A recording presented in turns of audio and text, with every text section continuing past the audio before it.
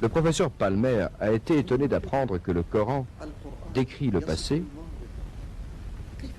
comment a commencé la création de la terre, comment a commencé la création des cieux, comment les eaux sont sorties des profondeurs de la terre, comment les montagnes ont été fixées, comment les plantes sont sorties, comment tous ces éléments se sont produits. Et ensuite, le professeur a été étonné d'apprendre comment ce Coran décrit la surface de la terre aujourd'hui, décrit les montagnes, ce qu'elles comportent comme phénomène. Il décrit également les phases que traverse la terre,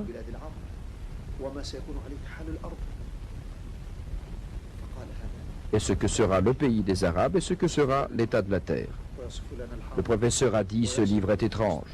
Il nous décrit le passé, le présent et le futur. Mais comme tous les hommes de science, il est demeuré hésitant au début et a proclamé par la suite ce dont il était convaincu.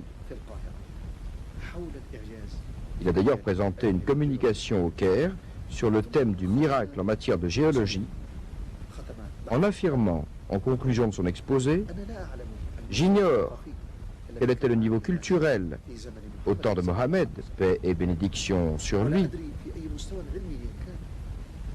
J'ignore également à quel niveau scientifique ils en étaient parvenus. Si la situation était telle que nous la connaissons à l'époque des premiers hommes, et le niveau scientifique aussi modeste, ne disposant pas de tous ces moyens, nul doute que la science que nous lisons aujourd'hui dans le Coran est une lumière de la science divine révélée à Mohammed, paix et bénédiction sur lui.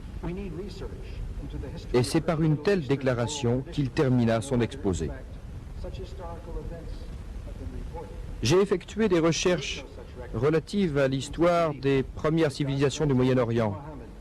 J'ignore si des informations aussi sérieuses que celles-ci ont pu exister, s'il n'y avait pas un tel enregistrement. Cela renforce la croyance que Dieu a envoyé à travers Mohammed d'infimes quantités de sa science que nous avons découvert uniquement à l'époque moderne. C'est l'un des plus grands noms de la géologie dans notre monde actuel.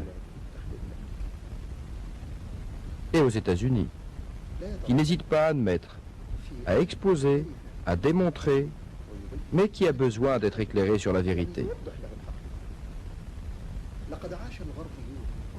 Les Occidentaux ont vécu, comme les Orientaux du reste, une lutte entre la religion et la science. Une telle lutte était inévitable, parce que toutes les religions étaient falsifiées, et Dieu n'a envoyé Mohammed, paix et bénédiction sur lui, porteur du message de l'islam, que pour corriger ce que les autres ont altéré.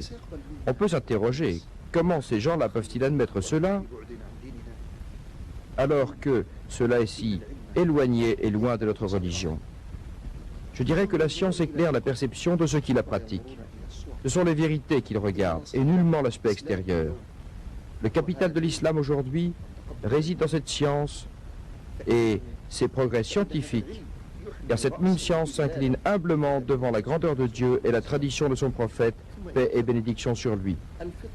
Ensuite, la nature instinctive dont Dieu a muni les hommes ne s'apaise qu'avec la foi. Sans foi, les gens vivent dans la perplexité et l'angoisse. Cette liberté dont jouissent les Occidentaux permet à leurs hommes de science de dire ce qu'ils croient être juste, ce dont ils sont convaincus, sans crainte ni calcul. Et les voilà tels qu'on les a entendus dans nombreux de ces épisodes, reconnaître et admettre le miracle de notre époque, le miracle vivant qui se renouvelle jusqu'à l'heure du jugement dernier. Bismillahir Rahmanir Rahim.